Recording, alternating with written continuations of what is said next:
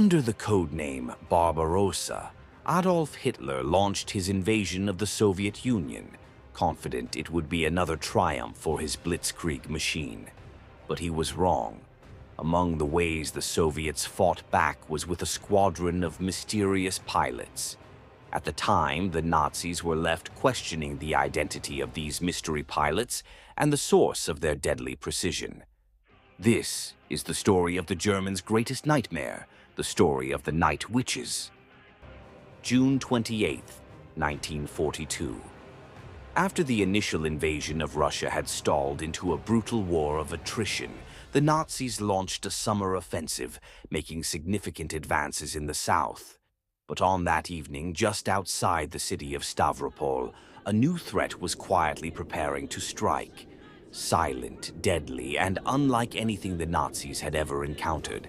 It's a quiet night, the kind of calm that lulls the Germans into a false sense of security. They are resting, unaware of the danger quietly gathering around them. Then, from a distance, a strange, haunting whistling sound begins to pierce the stillness.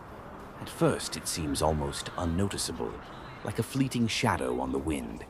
But then it grows, slowly, chillingly, cutting through the night like the whisper of something ancient and unseen.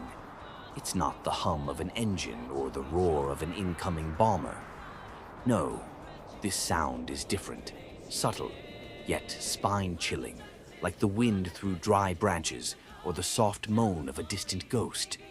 Before they know it, their base erupts in a series of explosions.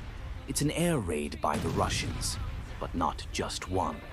Night after night, the Germans are bombarded from above by pilots with uncanny accuracy, their planes making a strange, unexplainable sound.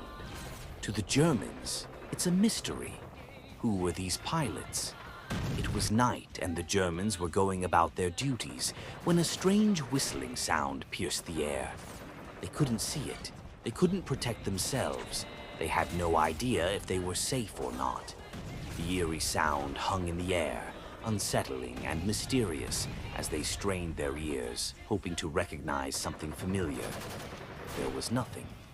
No familiar engine rumble, no bomber roar, just the eerie whistle of something unknown and a growing sense of dread.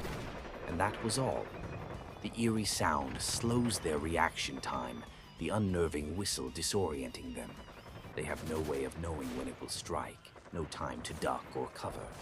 The sense of helplessness builds with each passing second as the sound grows louder, closer, a reminder of how little they can do to defend themselves. What was behind it all? The Germans finally discovered the identity of the pilots when they managed to shoot a few down.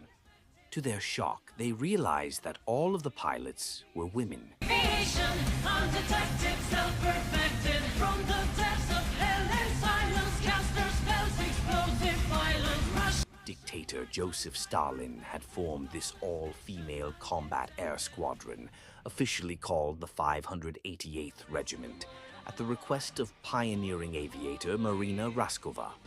400 women were selected and put through an intense, accelerated flight program. But why were they so deadly? The answer lay in the strange sound their planes made. It turned out these top-notch women were given bargain basement gear, outdated wooden planes more suited for crop dusting than bombing raids.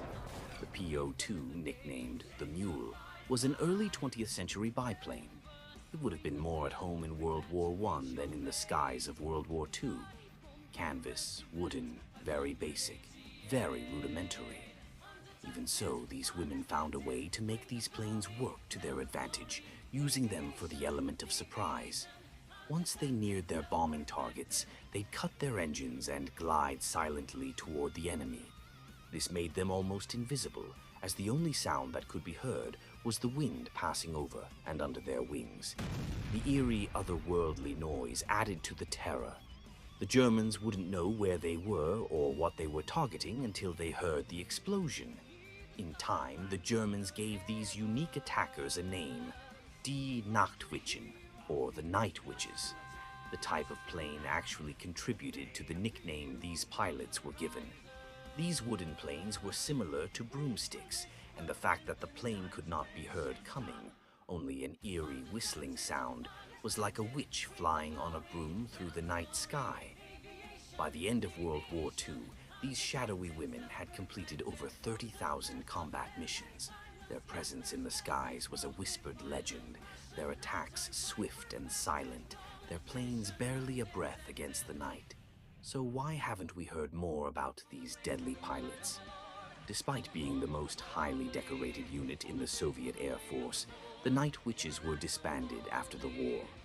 They were excluded from the Grand Victory Day Parade in Moscow, fading from history just as they had entered it, as a shadowy, secret legend.